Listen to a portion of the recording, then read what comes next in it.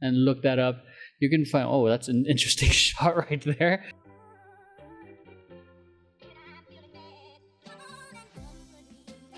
What's going on, everyone? You're watching Vision Paradox TV, the place to learn about how to leverage social media and grow your online presence to help grow your brand, your startup, your small business, to help get you followers or sales or whatever your end goal is. I'm going to be sharing you the best stuff that me and my company at Vision Paradox are doing with our clients, with you guys. All right, guys, so today we're going to be covering the scheduling platform Later. I think it's number 2 or close to number 1 in my auto scheduling platform list. One of the reasons I like it is because it allows you to schedule on 4 platforms at once. Very easy to use, not as confusing as Hootsuite and not as heavy as OnlyPoll. I think this is probably, in terms of usability, I think this is probably the best one that I've used. Hop onto the website. All you've got to do is log into your Instagram account, or you can create an account from scratch using your email and all that.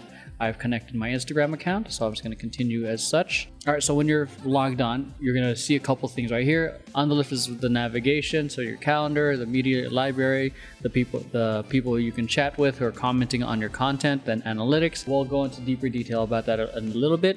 Right here is your library. You can either drag and drop things from your desktop, or you can upload media from your Google Drive or your Dropbox. I'm going to do it back right now, quick demo. Okay, you can select one, or on Windows, you can just hold Control, and you can select as many as you want, and then upload it. Okay, I don't know what the command is on Apple or Mac, because I don't use Mac. Sorry, guys. Onto your right here is your calendar, which is one of the things that I really love compared to OnlyPoll and Hootsuite, which is the other 2 scheduling platforms that I use, is because you see in a timeline where everything's going to be posted. And Hootsuite, as if you guys have watched a Hootsuite video, it's primarily a dashboard, and it kind of shows you like in chronological order, but then it kind of gets confusing because everything looks alike.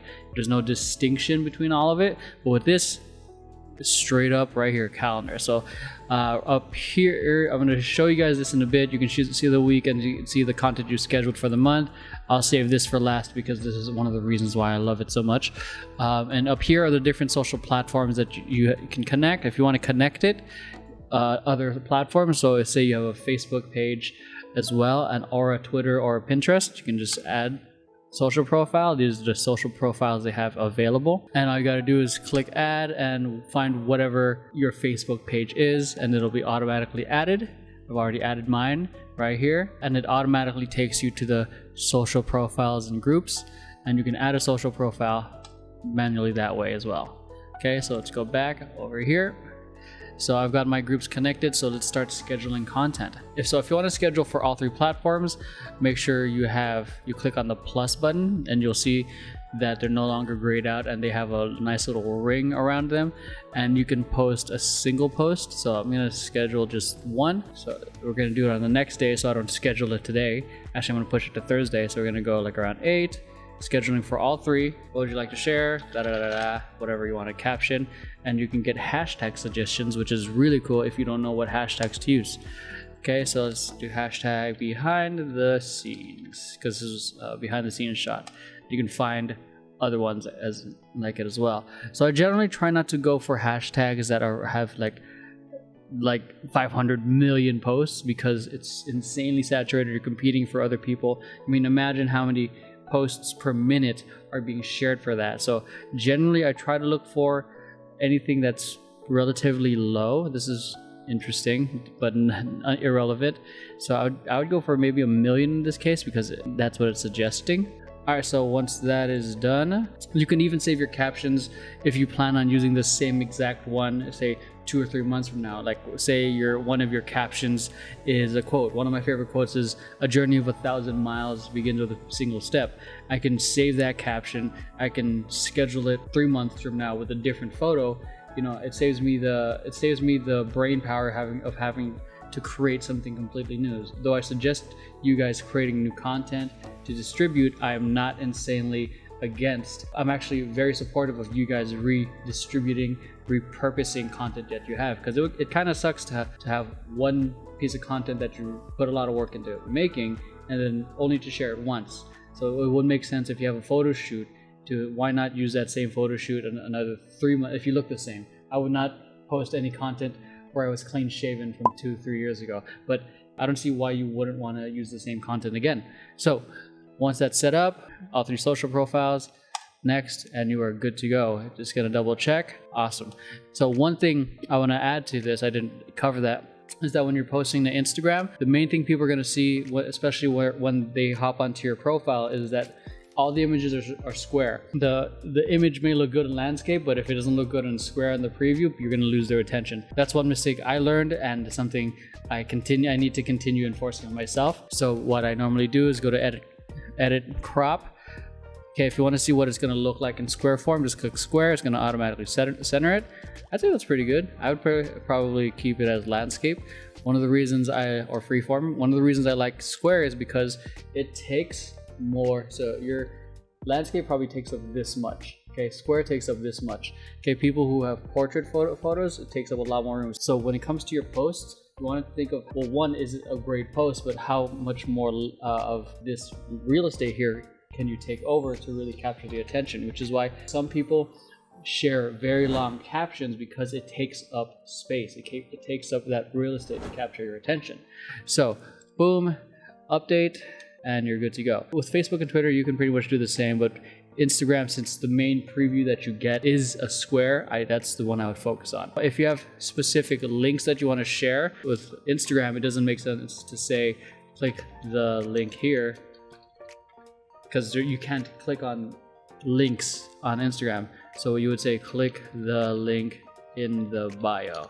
So click the link here. This is what you would post for whatever the link is.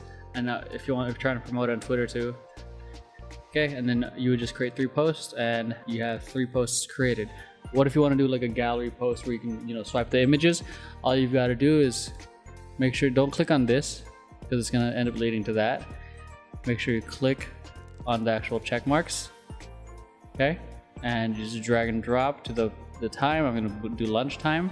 Boom. You can edit and crop each photo as you want. So I'm just going to go here, edit crop, make sure it's on the right area. Boom. Okay, you can do that, and then you can switch the order according to whatever you want. Okay, and then caption here, same thing. Everything's good to go, and you have your gallery post. And notice that you can do it for Twitter and Facebook and Instagram as well. All right, so in terms of the limit, it shows right here. You can attach 10 photos on Facebook, 10 photos for Instagram, 4 photos on Twitter. So that means this one's not going to be shown. Create the posts.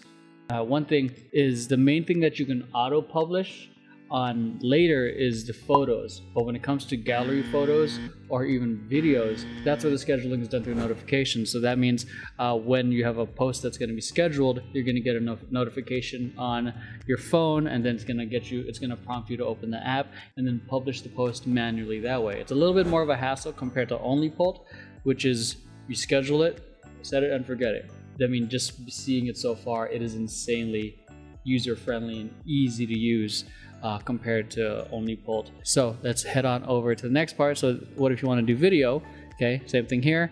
I'm going to do after work. Same thing. Okay, the thing that kind of sucks about video on this is that you can't exactly change the cover. With OnlyPult, you can upload a video and you can scroll through the video like what I'm doing right now. That would be the cover. Just like how you do it, you actually do it on Instagram. You go on your phone, you pick the video, you scroll through what the cover is, and then upload it and post it that way. This one, I think you're just defaulted to whatever the first frame in is, and that's what you got to work with, which kind of sucks. But I hope they change that in the future. So again, here, save some hashtags. Let's add that. Boom, easy as that. Next, and it's scheduled. And I've successfully scheduled for 3 platforms easily, just by dragging and dropping, which is, I think, freaking amazing. Now let's go on to the preview portion, which is only available on the Instagram part. Preview shows you the aesthetic of what you want.